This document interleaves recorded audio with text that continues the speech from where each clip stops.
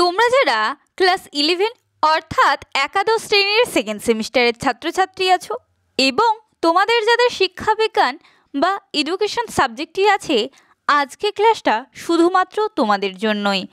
আজকে ক্লাসে আমি তোমাদের শিক্ষাবিজ্ঞানের ইউনিট 2 থেকে খুবই গুরুত্বপূর্ণ একটি 10 নম্বরের বড় প্রশ্নের উত্তর নিয়ে আলোচনা করব। প্রশ্নটি খুবই গুরুত্বপূর্ণ তোমাদের পরীক্ষার জন্য। ভালোভাবে নোটসটি দেখো, খুব সহজ সরলভাবে লেখা রয়েছে।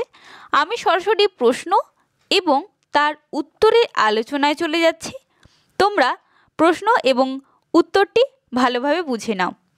প্রশ্নটি তোমরা দেখতে পাচ্ছ, বৃদ্ধি কাকে বলে, বৃদ্ধির বৈশিষ্ট্যগুলি আলোচনা করো। প্রশ্নটি কিন্তু আবারও বলছি খুবই গুরুত্বপূর্ণ তোমাদের পরীক্ষার জন্য। তোমরা কিভাবে গুছিয়ে লিখবে নোটসটা দেখে নাও। যদি পরীক্ষায় এই প্রশ্নটি আসে, খুব ভালোভাবে দেখতে পাচ্ছ সহজ সরলভাবে লেখা রয়েছে। দেখো উত্তর, প্রথমে যেহেতু দেখতে পাচ্ছ বৃদ্ধি কাকে বলে অর্থাৎ বৃদ্ধির সংজ্ঞা জানতে চাওয়া হয়েছে, সেই কারণে প্রথমেই বৃদ্ধির সংজ্ঞা দিতে হবে। সহজ ভাষায় বৃদ্ধি বলতে বোঝায় জীবদেহের আকার, আয়তন, ওজন এবং উচ্চতার পরিবর্তন। এটি একটি পরিমাণগত পরিবর্তন যা পরিমাপ করা যায়। শিশুর উচ্চতা বাড়া, ওজন বাড়া, পেশি ও হাড়ের গঠন বৃদ্ধি পাওয়া ইত্যাদি। মনোবিজ্ঞানী আর্নল্ড গেসেল এর মতে বৃদ্ধি হলো একটি সহজাত প্রক্রিয়া যা জিনগতভাবে নিয়ন্ত্রিত এবং একটি নির্দিষ্ট সময় পর্যন্ত চলতে থাকে। তিনি শিশুদের বিকাশ এবং বৃদ্ধির উপর দীর্ঘকাল ধরে গবেষণা করেছেন।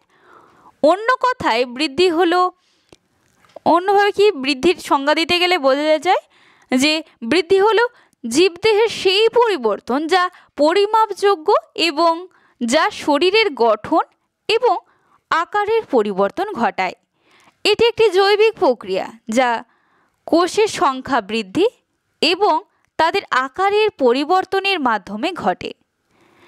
বৃদ্ধির বৈশিষ্ট্য, তোমাদের এইভাবে বৃদ্ধির বৈশিষ্ট্য বলে একটি পয়েন্ট করতে হবে এবং তাতে দেখতে পাচ্ছ ছোট ছোট সাব পয়েন্ট রয়েছে। এই ছোট ছোট পয়েন্ট আকারে লেখা রয়েছে। এই পয়েন্টগুলো তোমাদের উল্লেখ করতে হবে। খুব ছোট ছোট দেখতে পাচ্ছ পয়েন্ট আকারে দেওয়া রয়েছে। দেখো খুব ছোট ছোট দেখো পয়েন্ট আকারে দেওয়া রয়েছে। দেখো 1, 2 করে দেওয়া রয়েছে। প্রথম কি পয়েন্ট রয়েছে? প্রথম পয়েন্ট রয়েছে পরিমাণগত পরিবর্তন। বৃদ্ধি হলো একটি পরিমাণগত পরিবর্তন যা সংখ্যায় প্রকাশ করা যায়। যেমন উদাহরণস্বরূপ বলা যায় যে উচ্চতা 5 সেমি বৃদ্ধি পেয়েছে বা ওজন 2 কেজি বেড়েছে। এরপর দ্বিতীয় পয়েন্ট দেখতে পাচ্ছ বাহ্যিক পরিবর্তন, অর্থাৎ বাইরে যে সমস্ত পরিবর্তন লক্ষ্য করা যায় সেই বাহ্যিক পরিবর্তন। বৃদ্ধি সাধারণত বাহ্যিকভাবে দৃশ্যমান, যেমন শরীরের আকার, উচ্চতা, ওজন ইত্যাদি পরিবর্তন সহজেই লক্ষ্য করা যায়। ধরো তোমাকে অনেক দিন পরে কেউ তোমার পরিচিত আত্মীয় স্বজন বা কেউ খুব পরিচিত কেউ দেখেছে, অনেক দিন পর দেখেছে, সে তোমায় বলছে অনেক তুই রোগা হয়ে গেছিস রে, এইভাবে বলছে, বা অনেক বা আগের থেকে মোটা হয়ে গেছিস, এইভাবে তোমায় বলছে। তার মানে কি? এর থেকেই বোঝা যায় বৃদ্ধি বাহ্যিকভাবে দৃশ্যমান, অর্থাৎ বাইরে থেকে দেখে বোঝা যাচ্ছে যে সে মোটা হয়েছে কি রোগা হয়েছে, উচ্চতা বৃদ্ধি পেয়েছে ইত্যাদি ইত্যাদি। এরপর 3 নম্বর পয়েন্ট দেখতে পাচ্ছ নির্দিষ্ট সময়সীমা। বৃদ্ধি একটি নির্দিষ্ট সময় পর্যন্ত চলতে থাকে, সাধারণত বয়স 20 থেকে 25 বছর পর্যন্ত। এরপরে শরীরের গঠনগত বৃদ্ধি থেমে যায়। আনুমানিক তুমি ধরে নিতে পারো যে 20 থেকে 23 বছর পর্যন্ত বৃদ্ধি হতে পারে, খুব বেশি হলে 25 বছর। এর থেকে কিন্তু পরে কিন্তু আর গ্রোথ হয় না, আর বৃদ্ধি কিন্তু সেভাবে হয় না, শরীরের গঠন হয় না সেভাবে। এরপর 4 নম্বর পয়েন্ট বংশগতি দ্বারা প্রভাবিত। ব্যক্তির বৃদ্ধি তার বংশগতির উপর নির্ভর করে। পিতামাতার জিনগত বৈশিষ্ট্য সন্তানের বৃদ্ধির উপর প্রভাব ফেলে। এরপর 5 নম্বর বৈশিষ্ট্য পরিবেশ দ্বারা প্রভাবিত। বংশগতির পাশাপাশি পরিবেশও ব্যক্তির বৃদ্ধিতে গুরুত্বপূর্ণ ভূমিকা পালন করে। সঠিক পুষ্টি, স্বাস্থ্যকর জীবনযাপন এবং অনুকূল পরিবেশ বৃদ্ধির জন্য অপরিহার্য। এরপর 6 নম্বর পয়েন্ট বিভিন্ন অংশে বিভিন্ন হার। শরীরের বিভিন্ন অংশের বৃদ্ধির হার বিভিন্ন সময়ে বিভিন্ন রকম হয়। যেমন শৈশবে শিশুদের দ্রুত বৃদ্ধি হয়, কিন্তু কৈশোরে এই হার কিছুটা কমে যায়। অর্থাৎ শিশুদের যে ছোটোবেলায় দেখতে পাও যে বেশি দ্রুত বৃদ্ধি ঘটে, কিন্তু কৈশোরে কিন্তু সেইভাবে আর বৃদ্ধি ঘটে না। অর্থাৎ বয়ঃসন্ধির পর থেকে কিন্তু সেইভাবে আর বৃদ্ধি ঘটে না। এরপর 7 নম্বর পয়েন্ট, পরিমাপযোগ্য বৃদ্ধিকে পরিমাপ করা যায়। যেমন উচ্চতা ইঞ্চি বা সেন্টিমিটারে এবং ওজনকে কিলোগ্রামে মাপা হয়।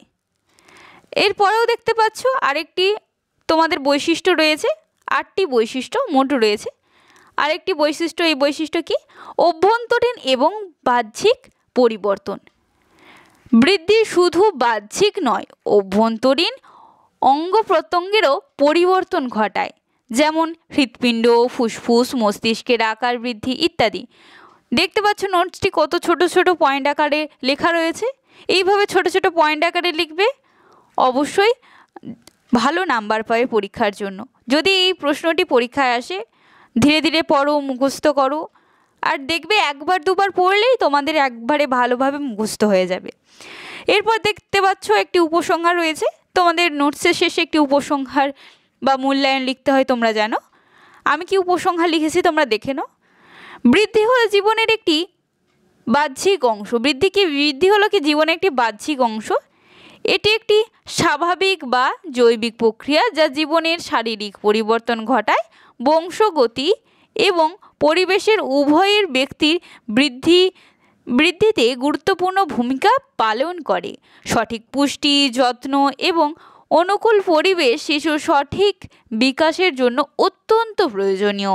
শিক্ষাক্ষেত্রে শিশুদের বৃদ্ধির বৈশিষ্ট্যগুলি জানা শিক্ষকদের জন্য গুরুত্বপূর্ণ, যাতে তারা শিশুদের শারীরিক ও মানসিক বিকাশে সাহায্য বা সহায়তা করতে পারে। এই ছিল তোমাদের ক্লাসে একটি গুরুত্বপূর্ণ 10 নম্বরের প্রশ্নের আলোচনা। ভালো লাগলে অতি অবশ্যই লাইক করো আর শেয়ার করো বন্ধুদের। আর চ্যানেলে নতুন হয়ে থাকলে চ্যানেলটি সাবস্ক্রাইব করে চ্যানেলের সদস্য হয়ে ওঠো। আজকের ক্লাসটা এই পর্যন্তই।